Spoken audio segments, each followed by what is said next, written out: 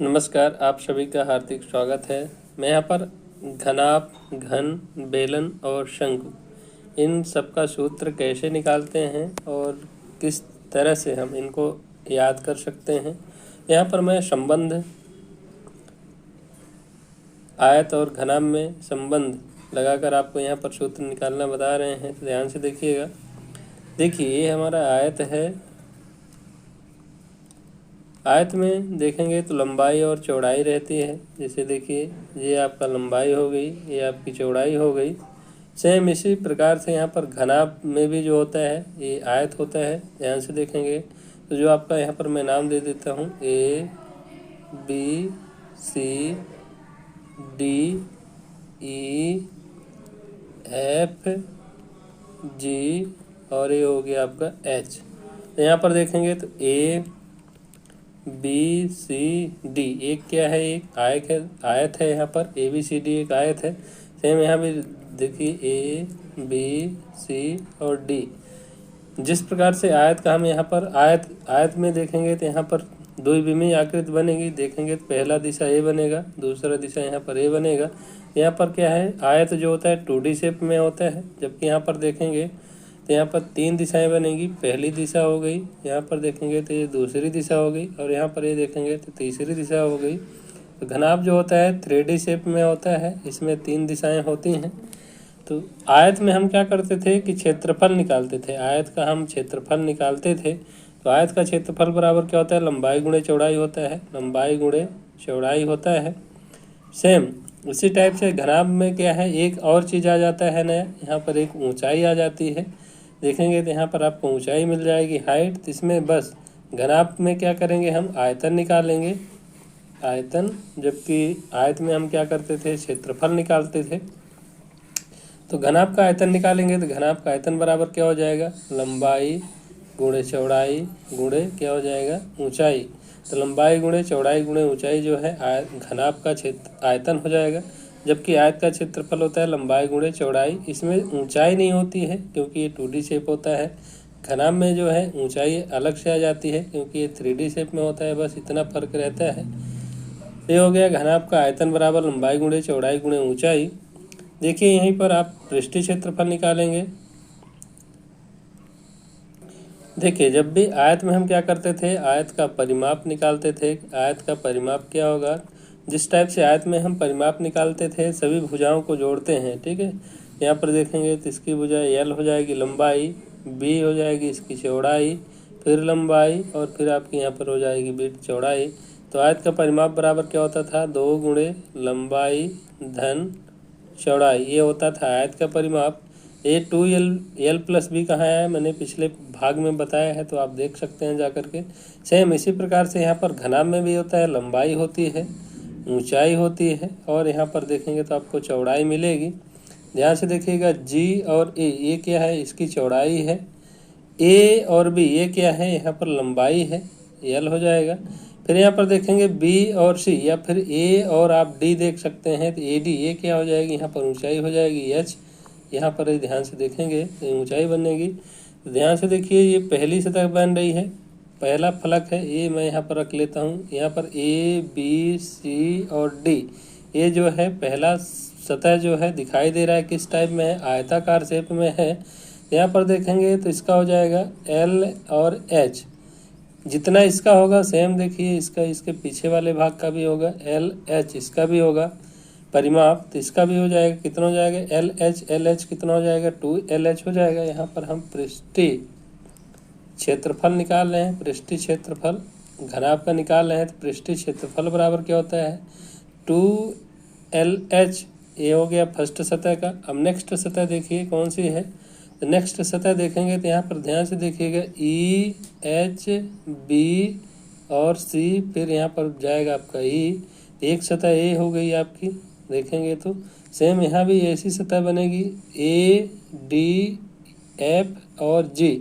एक सतह J बन रही है, तो इसका देखिए क्या हो जाएगा, धन 2BH। 2BH क्यों आया, क्योंकि ये जो है विड्थ है, चौड़ाई है, और ये जो है H है, ऊंचाई है।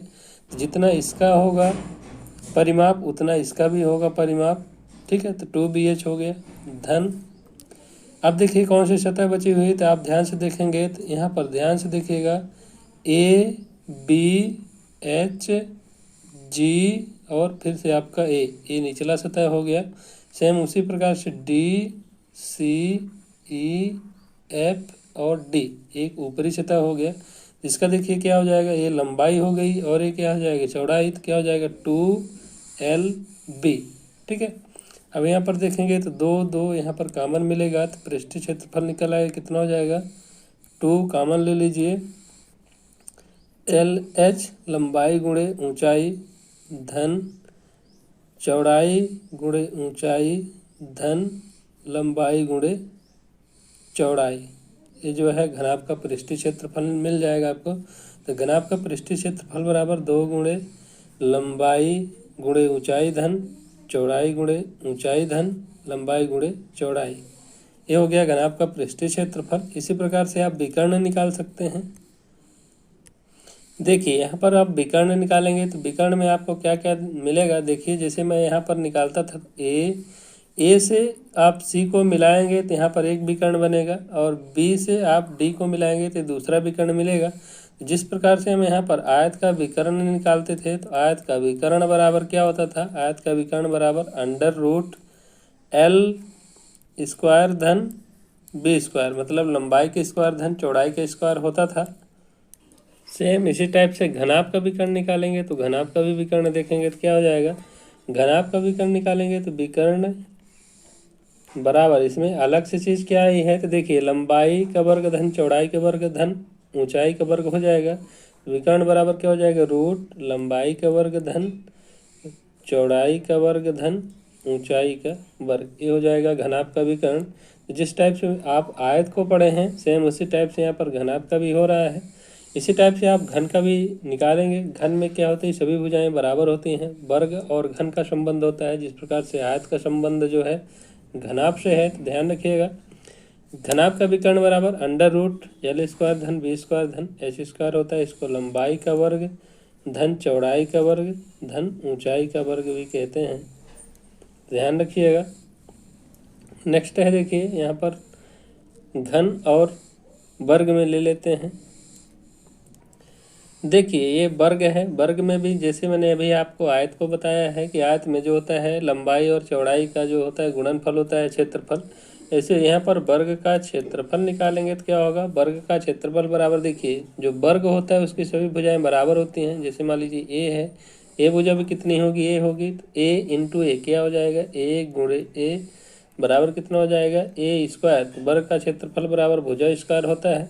सेम उसी प्रकार से घन का यहाँ पर क्या निकालेंगे, आयतन, घन का क्या निकालेंगे आयतन। तो इसमें देखेंगे तो जो इसकी भी जो है लंबाई ऊंचाई और आपस में चौड़ाई, आपस में सभी क्या होती हैं, बराबर होती हैं। तो घन का आयतन क्या होता है, लंबाई गुणे चौड़ाई गुणे ऊंचाई, तो क्या हो जाएगा आपका A³। जैसे वर्ग में A² होता है, इसी प्रकार से घन में जो होता है A³ होता है। ये समझ में आया होगा आपको, उम्मीद करता हूँ। चलिए जिस प्रकार से वर्ग का हमें यहाँ पर देखिए वर्ग का पृष्ठीय क्षेत्रफल या वर्ग का जो है परिमाप निकालते हैं। तो वर्ग का परिमाप बराबर क्या होता है, तो वर्ग का परिमाप बराबर आप पढ़े होंगे, देखिए सभी भुजाओं का योग होता है। तो देखिए क्या है, 4 गुणे भुजा, यहाँ पर 4 गुणे जो है भुजा वर्ग का परिमाप है। कैसे हुआ, तो देखिए ए भुजा ए है, ए भी भुजा क्या होगी, ए होगी, ए भी ए होगी, तीन सबको जोड़ देंगे तो 4a हो जाएगा। तो 4 गुणे भुजा वर्ग का परिमाप है। उसी प्रकार से घन का जो ही घन का यहाँ पर परिमाप होगा, सभी भुजाओं को आप जोड़ दीजिए तो इसका घन का पृष्ठीय क्षेत्रफल निकल आएगा। देखिए यहाँ पर जिस प्रकार से मैंने अभी आपको घनाभ में बताया है कि इसका, जैसे मान लीजिए पहला ये भुजा यहाँ से देखेंगे तो ये पहला फलक हो जाएगा, पहले फलक का परिमाप निकालेंगे तो क्या होगा, और सेम ऐसे पीछे का भी आएगा तो कितना आएगा आपको यहाँ पर देखेंगे तो क्या हो जाएगा 2a², क्योंकि ए गुणा हो जाएगा। जिस प्रकार से L लंबाई गुणे चौड़ाई होगा तो 2a² हो जाएगा। इसी प्रकार से जे वाले फलक का होगा, जे फलक जो दिख रहा है आपको यहाँ पर, इसका भी हो जाएगा, क्या हो जाएगा 2a² हो जाएगा धन। फिर देखिए इसी प्रकार से यहाँ पर जो नीचे वाली फलक ये दिख रही है इसका भी होगा, ऐसे ऊपर वाली फलक का भी होगा, तो इसका भी कितना हो जाएगा 2a² हो जाएगा। तो देखिए कितना हो गया टोटल, 2 2 4 2 6 6a² जो हो जाएगा, ये आपका घन का जो है पृष्ठीय क्षेत्रफल निकल के आएगा। तो ये घन का पृष्ठीय क्षेत्रफल बराबर कितना हो जाएगा, पृष्ठीय क्षेत्रफल बराबर कितना हो जाएगा, 6a²। ये जो हो जाएगा घन का पृष्ठीय क्षेत्रफल निकल आएगा।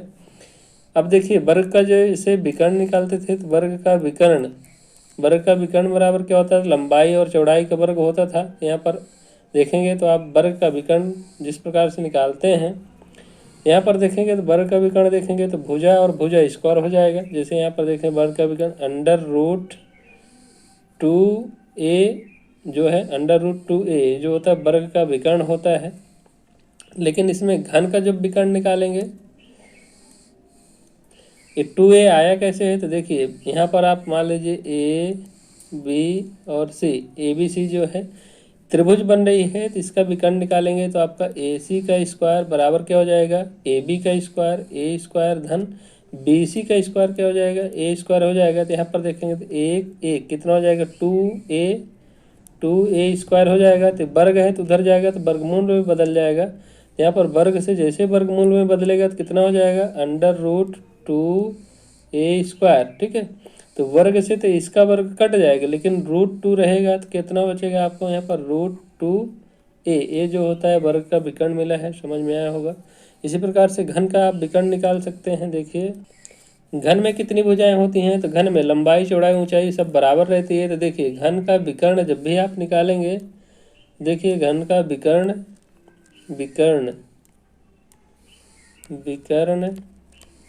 घन का विकर्ण बराबर √ कितना हो जाएगा, a सब स्क्वायर हो जाएगा, कितना हो जाएगा, √3a। मतलब √3a जो है √3 गुणे भुजा, ये जो होता है वर्ग का घन का विकर्ण निकल के आएगा। समझ में आएगा। जैसे यहाँ पर वर्ग का विकर्ण √2a था, इसी प्रकार से √3a यहाँ पर जो है घन का विकर्ण हो जाएगा। यहाँ पर जो है लंबाई चौड़ाई ऊंचाई सब जो है इसके यहाँ पर लेंगे तो 3a हो जाएगा। तो वर्ग से वर्ग जो है कट जाएगा। ठीक है, चलिए आगे देखते हैं बेलन। चलिए बेलन का बताते हैं। यहाँ पर बेलन देखेंगे तो ये आयताकार शेप है। जैसे मान लीजिए कागज़ है या फिर टीना आप देखे होंगे, चद्दर देखे होंगे, तो इसको आप यहाँ से पकड़ करके इस डायरेक्शन में आप एक छोर को पकड़ के घुमाएंगे तो बेलनाकार बन जाएगा। इसी को हम बेलन कहते हैं। तो यहाँ पर देखेंगे तो इसकी लंबाई और चौड़ाई होगी। सेम यहाँ पर जो है ये बेलन गोला टाइप का बन गया है, तो इसका भी जो है लंबाई चौड़ाई होगी। तो जो चौड़ाई है ये क्या बनेगी, चौड़ाई के बराबर b के बराबर क्या बनेगा आपका h बनेगा। मतलब चौड़ाई जो है ऊंचाई के बराबर होगी।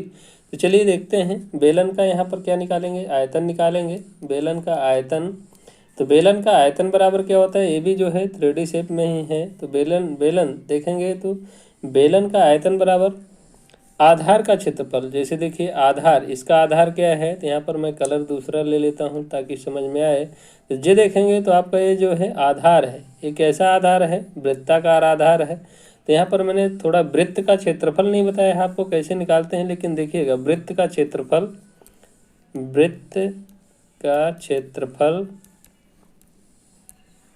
बराबर आपका होता है πr²। ये जो आपका आधार है वृत्ताकार शेप बन रहा है, तो बेलन का आयतन होता है, बेलन का आयतन बराबर आधार का क्षेत्रफल। तो आधार क्या बन रहा है, वृत्त बन रहा है, तो πr² इंटू इसकी ऊंचाई कितनी है, तो ऊंचाई जो है आपका जो चौड़ाई होगी ऊंचाई के बराबर होगी, तो कितने है, h है। तो πr²h जो ये होता है बेलन का आयतन होता है। ध्यान रखिएगा, बेलन का आयतन देगा तो πr²h हो जाएगा। वृत्त का क्षेत्रफल होता है πr²। जिस प्रकार से यहाँ पर वृत्त का भी मैं थोड़ा समझा देता हूँ आपको, मैंने बताया नहीं, लेकिन देखिए ये सर्कल होता है। दूसरा कलर ले लेते हैं ताकि समझ में आए आपको। ये देखिए ये यहाँ पर सर्कल है। सर्कल में देखेंगे तो आपको यहाँ पर रेडियस, जैसे मान लीजिए एक केंद्र है, यहाँ पर केंद्र से ये परिधि होगी। ठीक है, टोटल इसकी परिधि टोटल जो होता है इसको पाई मानते हैं, और क्षेत्रफल होता है लंबाई गुणे चौड़ाई। तो देखेंगे तो यहाँ पर जो इसकी होगी तो r इसकी रेडियस है, ये भी जो होगी रेडियस होगी, तो इसकी लंबाई और चौड़ाई सेम है, रेडियस है, तो क्या होता है r इंटू आर क्या हो जाएगा, r² हो जाएगा।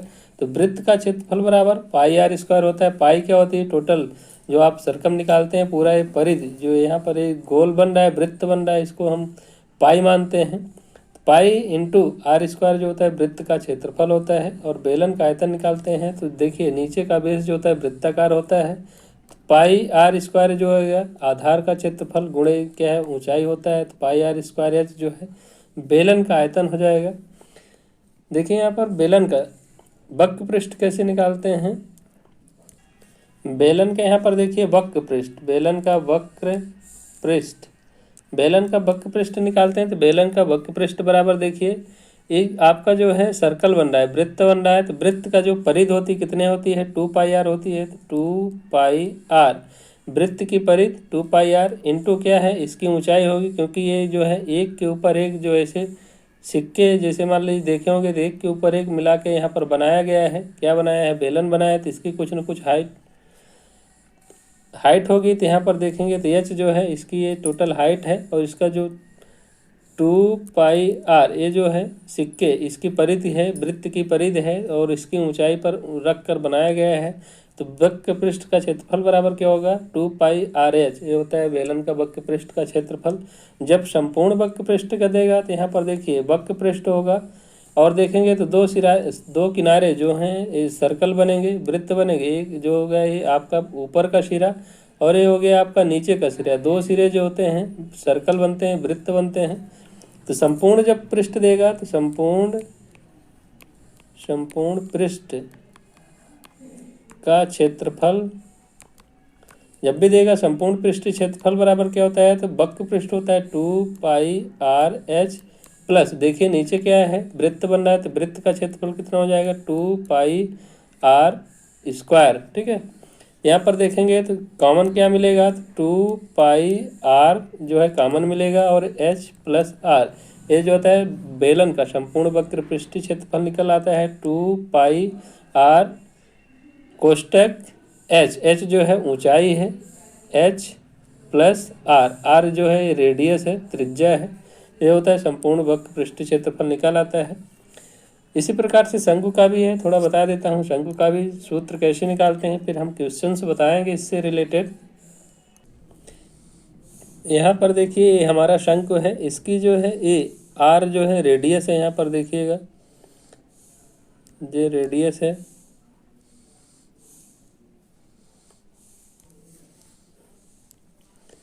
आर जो है रेडियस है। और यहाँ पर देखेंगे तिर्यक ऊंचाई, यहाँ पर जो है इसको तिर्यक ऊंचाई इसको यल दिया जाता है तिर्यक ऊंचाई, और ये जो है ये हाइट है एच है। ठीक है, यहाँ पर शंकु का जब भी देगा कि शंकु का आयतन कितना होगा, तो शंकु का आयतन होता है बेलन के आयतन का 1/3 होता है। तो बेलन का आयतन कितना होता है pi r square h, pi r square h जो होता है बेलन का आयतन होता है। बेलन के आयतन का जो है 1/3 होता है शंकु का आयतन। देखिए बेलन मैं यहाँ पर दिखा देता हूँ,